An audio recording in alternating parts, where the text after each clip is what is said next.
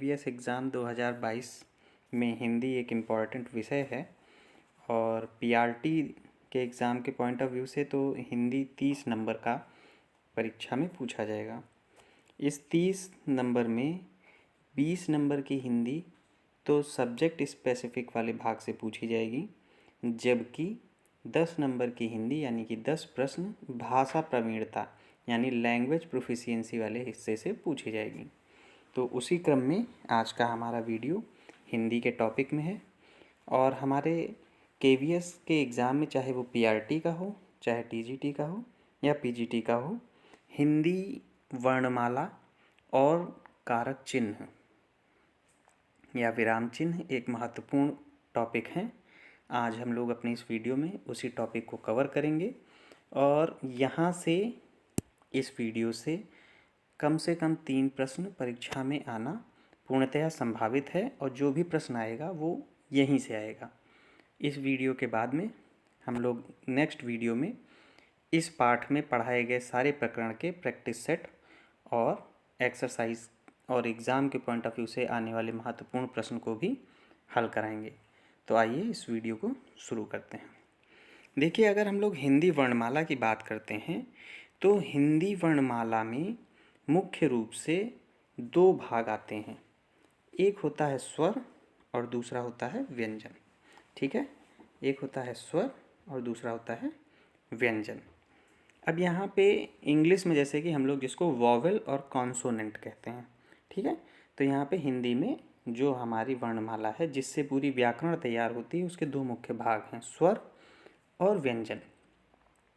स्वर मुख्य रूप से 2 प्रकार के होते हैं, एक होता है ह्रस्व स्वर और दूसरा होता है दीर्घ स्वर। यहाँ पे समझने वाली बात है कि अगर हमसे पूछा जाए स्वरों की कुल संख्या कितनी है तो स्वर की कुल संख्या होती है 11। एक तो यही प्रश्न बन सकता है, ठीक है, कि स्वर की कुल संख्या कितनी होती है तो होती है 11। अब इसमें से ह्रस्व स्वर होते हैं 4 और दीर्घ स्वर होते हैं 7। ह्रस्व माने होता है जो लघु हो यानी छोटे समय के लिए हो। तो जिन वर्ण के उच्चारण में बहुत ही कम समय लगता है, जैसे अ, ई, उ, री, ये बहुत कम समय लगता है तो उनको ह्रस्व स्वर बोलते हैं। तो ह्रस्व स्वर की संख्या कितनी है? 4। कौन कौन से हैं? अ, ई, उ और री।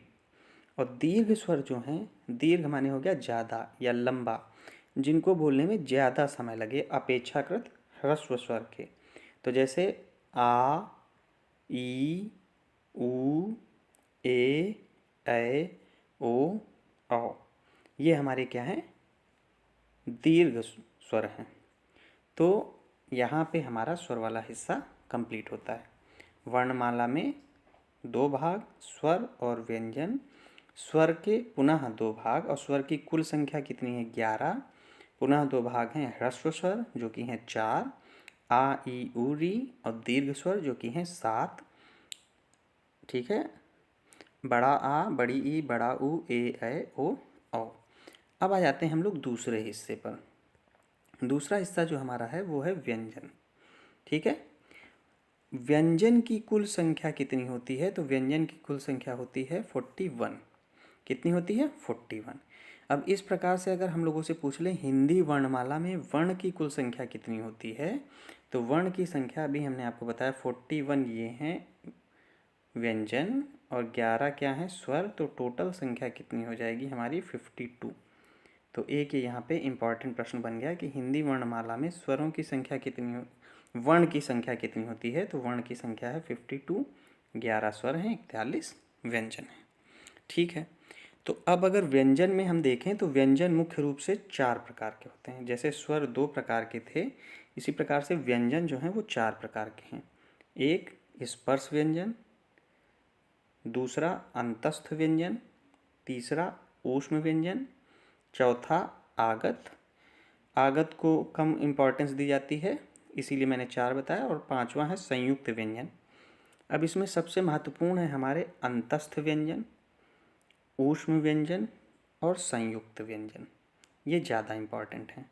ठीक है, एक बार हम लोग सभी को देख लेते हैं। स्पर्श व्यंजन का मतलब है जिनको बोलने में जबान जो है वो ऊपर की ओर स्पर्श कर जाए, जैसे का वर्ग से लेकर के पा वर्ग का। ठीक है, जैसे का वर्ग होता है, चा वर्ग होता है, टा वर्ग होता है, तो ऐसे ही का चा टा पा वर्ग जो हैं वो पूरे के पूरे कैसे हैं, स्पर्श व्यंजन है, जैसे का खा गा घा चा छा जा झा ये। इसी प्रकार से डा और ढा। ठीक है, तो का वर्ग से पा वर्ग तक हो गए हमारे 25 और 2 हमारे डा और ढा, इनको मिला करके स्पर्श व्यंजन की संख्या कितनी हो गई, 27, 27 हो गई। अब हमने बताया कि जो परीक्षा में पूछा जाता है ज़्यादातर वो इम्पॉर्टेंट है अंतस्थ व्यंजन। तो अंतस्थ व्यंजन होते हैं यारा लावा, याद कर लेना है इसको बिल्कुल, ये इम्पॉर्टेंट है। अंतस्थ व्यंजन क्या होते हैं, यारा लावा। ठीक है, उसके बाद ऊष्म व्यंजन, ये भी पूछा जाता है। ऊष्म व्यंजन यानी जिन व्यंजन के उच्चारण में ऊष्मा बाहर की ओर निकले, जैसे शा शा सा हा, ये ऊष्म व्यंजन की भी संख्या 4 होती है, ये भी इम्पॉर्टेंट है। ठीक है, उसके बाद में आगत, आगत जिसमें बिंदी लगती है, जा और फा, इनकी संख्या 2 होती है, उतना महत्वपूर्ण नहीं है। फिर संयुक्त व्यंजन, संयुक्त व्यंजन है छ त्रा ज्ञा श्रा, ये इम्पॉर्टेंट है। ठीक है, छ त्रा ज्ञा और श्रा। तो अब तक हम लोगों ने जाना कि वर्णमाला में 2 भाग मुख्य रूप से हैं, स्वर और व्यंजन। स्वर 11 हैं जिसमें हर्ष स्वर और दीर्घ स्वर में विभेदित हैं।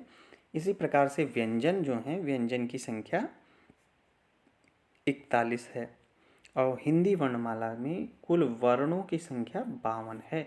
ये इम्पॉर्टेंट प्रश्न है। ठीक है, अब आइए महत्वपूर्ण फैक्ट पर हम लोग ध्यान देते हैं, जो प्रश्न वन लाइनर में सीधे सीधे पूछे जाते हैं। जैसे स्वर क्या है, तो जिन वर्णों का उच्चारण बिना किसी अवरोध के या बिना किसी दूसरे वर्ण की सहायता के होता है, जैसे कि आ, इसको बोलने में किसी अन्य व्यंजन या वर्ण नहीं चाहिए होता, तो उन्हीं को हम क्या कह देते हैं, स्वर कह देते हैं। और जिन स्वर के उच्चारण में हमने आपको बताया कम समय लगता है वो ह्रस्व स्वर है, इनकी संख्या 4 है। जिनको बोलने में ज़्यादा समय लगता है वो क्या कहलाएंगे, दीर्घ स्वर, इनकी संख्या कितनी है, 11 है। ठीक, अब ह्रस्व स्वर कौन कौन से हैं, अभी हमने ऊपर आपको बताया, आ ई उ री। ठीक है, और ह्रस्व स्वर को ही मूल स्वर भी कहा जाता है। ये देखिए, ये यहाँ पे एक इम्पॉर्टेंट क्वेश्चन है, ह्रस्व स्वर को ही क्या कहा जाता है, मूल स्वर, बेसिक ये वॉवेल्स हैं।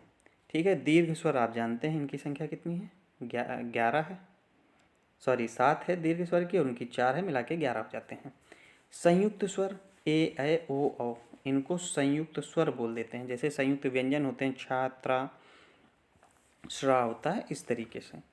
ठीक, अब इसमें जो महत्वपूर्ण हैं उनको अगर देखें तो सव्रंत स्वर, सव्रंत स्वर में ई उ आता है, इनको संवृंत स्वर बोला जाता है।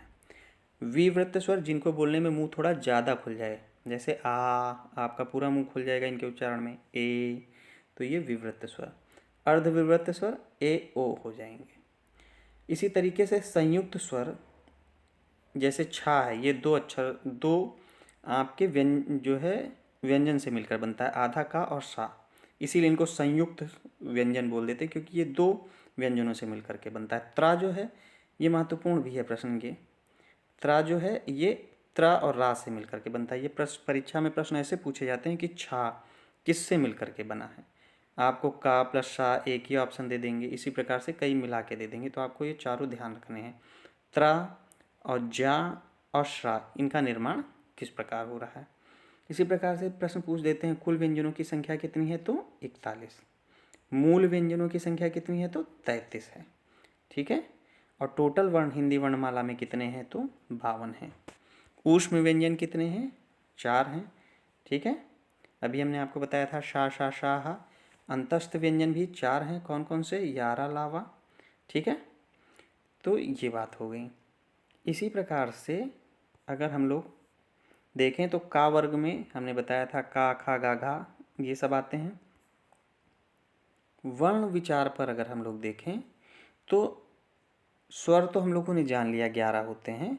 अनुस्वार कई बार पूछा जाता है। अनुस्वार आप ध्यान रखेंगे जो ऊपर की ओर बिंदी लगती है उसको हम लोग अनुस्वार बोलते हैं। और अनुनासिक, ये सीटेट में, यूपी टेट में, केवीएस में, इन एग्जाम में बहुत पूछे जाते हैं। अनुनासिक में जो ऊपर की ओर चंद्र बिंदी लगती है वो अनुनासिक है, और जो सिर्फ बिंदी लगती है ऊपर की ओर उसको हम लोग अनुस्वर बोलते हैं। ये बहुत माइन्यूट अंतर है, सूक्ष्म अंतर है, इसको ध्यान रखना। अनुनासिक को हमको ध्यान रखना चंद्र बिंदी है, ठीक है। ये चीज़ हो गई। विसर्ग हमको पता ही है, पीछे की ओर 2 बिंदियाँ लगती हैं। और अगर हम लोगों से आगत ध्वनियाँ पूछा जाए तो आगत ध्वनियों का मतलब है, अगर नीचे की ओर नुक्ता लगा देते हैं जैसे जा, तो ये क्या हो गया, ये आगत ध्वनि हो गई। या अर्धचंद्रा लगा दिया, बिंदी नहीं लगाई, तो ये आगत ध्वनियाँ हैं, ठीक है। उसके बाद में आपको अंतस्थ व्यंजन बता ही दिया गया है। ऊष्म व्यंजन आप जानते हैं, शा शा शा हा है। संयुक्त व्यंजन छ त्रांग ज्ञा है। अर्ध स्वर आपसे महत्वपूर्ण है जो पूछा जाता है, अर्ध स्वर किसे कहते हैं, तो या और वा को, या और वा को अर्ध स्वर कहते हैं। ये इम्पॉर्टेंट है, ठीक है, पूछा जा सकता है। इसी तरीके से उत्क्षिप्त व्यंजन भी इम्पॉर्टेंट है। उत्क्षिप्त व्यंजन आपका होता है डा और ढा, ठीक है, ये उत्क्षिप्त व्यंजन है।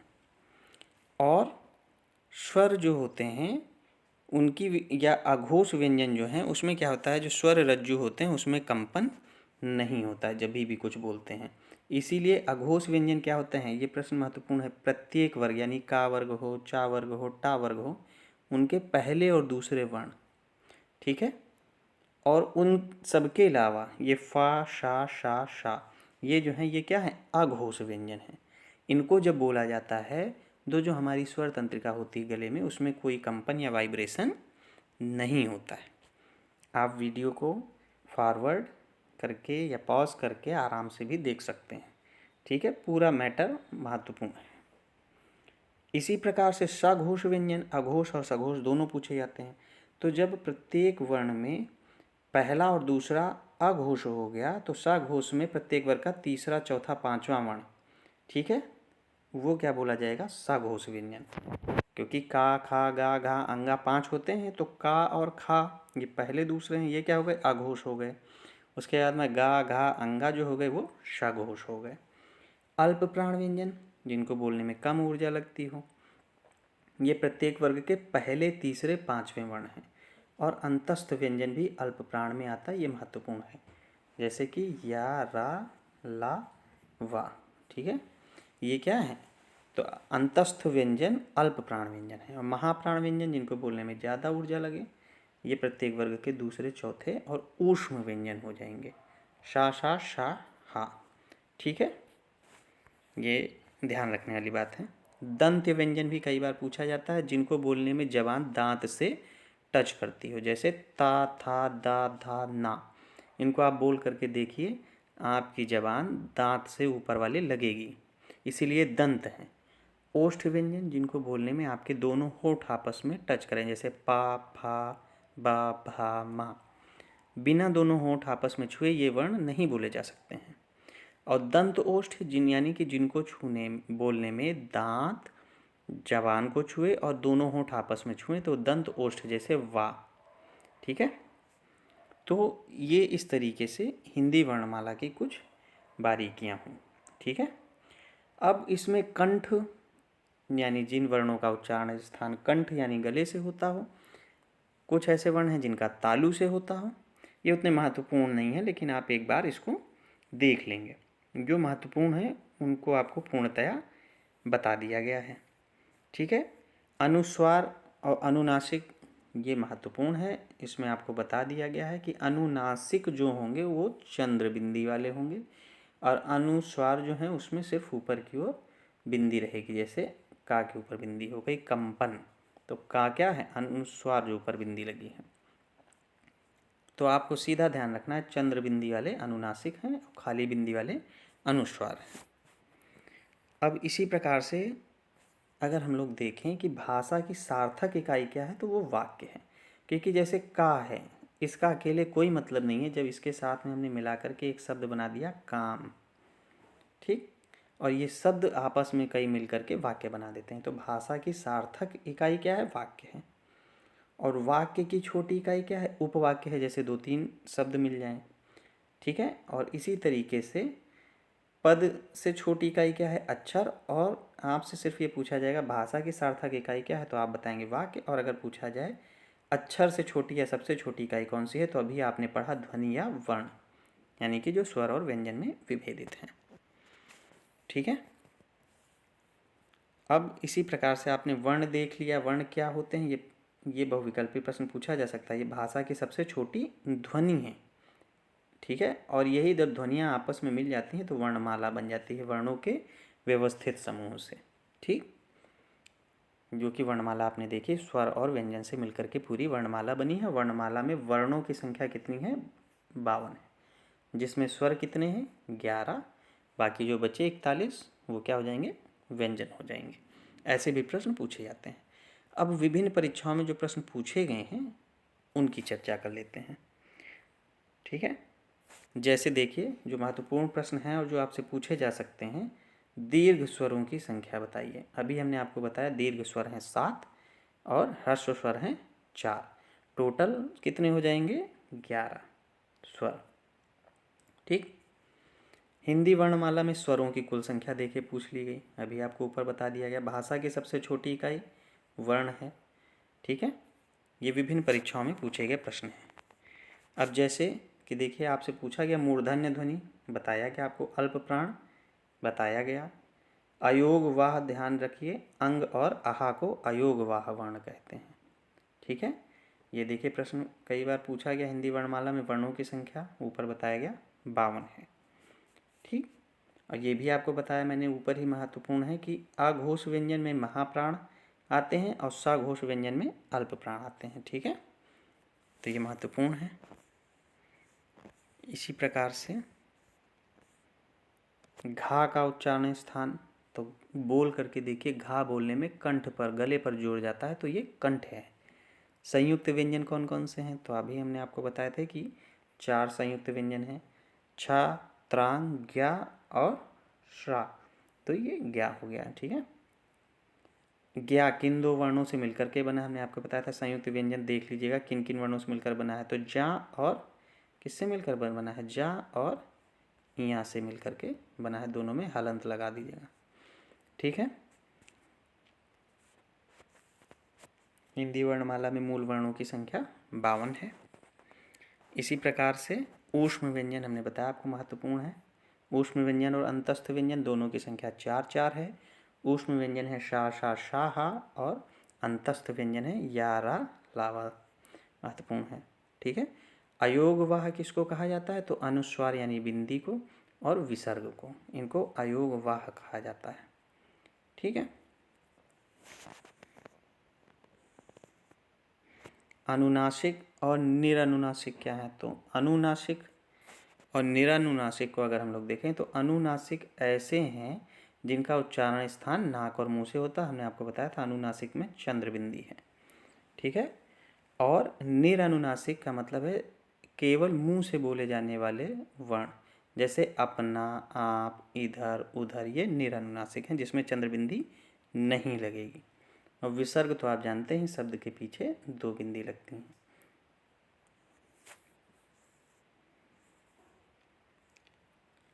अब सवृंत, अर्ध सवृंत, विवृंत, ये इतने महत्वपूर्ण नहीं हैं। इनको एक बार आप वीडियो को पॉज करके आगे पीछे करके देख सकते हैं। लेकिन अर्ध स्वर जैसे या और वा, लुंठित स्वर रा है और पार्श्विक स्वर ला है, ये महत्वपूर्ण है, इसको देख लेना है। अघोष सघोष भी आप लोगों को बताया जा चुका है।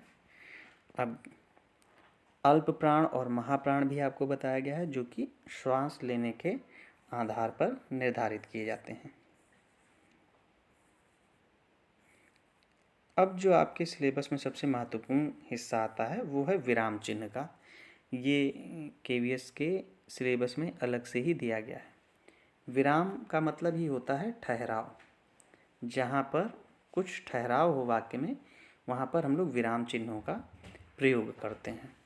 मुख्य रूप से हिंदी में अब तक 20 विराम चिन्हों का प्रयोग किया गया है, जिनको हमको उनके नाम और चिन्ह दोनों के द्वारा पहचान कर लेना है। हमारी परीक्षा में चिन्ह के सिंबल दे दिए जाएंगे या प्रश्न पूछ लिया जाएगा अब तक कुल कितने विराम चिन्ह ढूंढे गए, तो हमको बताना होगा 20। चिन्ह से हमको पहचानना है। जैसे पहला विराम है जिसको हम लोग कहते हैं अल्प विराम। ये क्या होता है? क्वामा। अगर सिर्फ क्वामा लगा हो तो उसको हम लोग कहेंगे अल्प विराम। अगर क्वामा के ऊपर एक बिंदी हो जाएगी तो हम लोग उसको अर्ध विराम कह देंगे।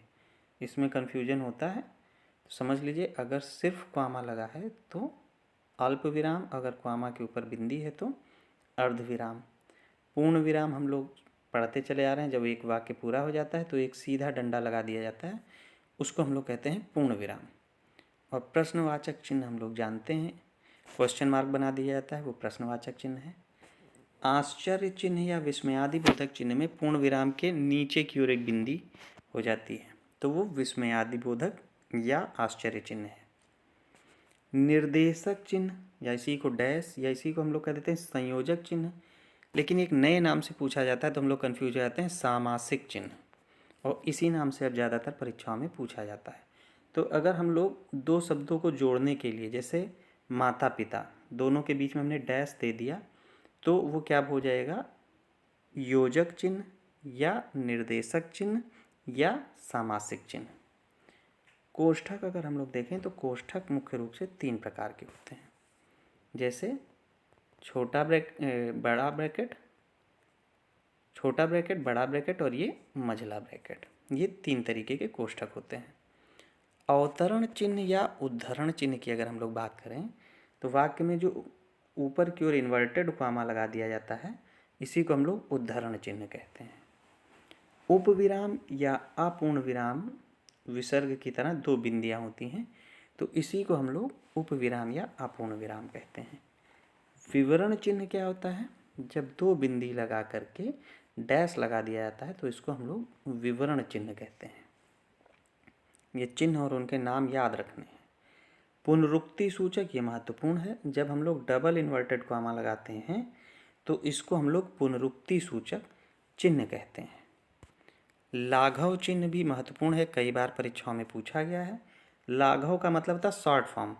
तो जब हम लोग किसी, जैसे हमको लिखना है सहायक अध्यापक, तो हम लोग सा लिख करके 0, आ लिख करके 0 बना देते हैं, तो ये जो 0 बनता है इसी को हम लोग लाघव चिन्ह कहते हैं। और लोप चिन्ह जो होता है, लोप चिन्ह यानी जब हम लोग डॉट डॉट डॉट लगा देते हैं तो वो लोप चिन्ह हो जाता है। पद चिन्ह जो होता है वो डैश होता है।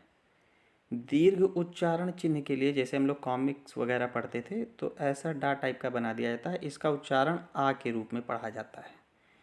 ठीक है, ये संस्कृत का है, इसको डा बनाया जाता है लेकिन इसका उच्चारण आ पढ़ा जाता है, तो ये दीर्घ उच्चारण चिन्ह हो जाएगा।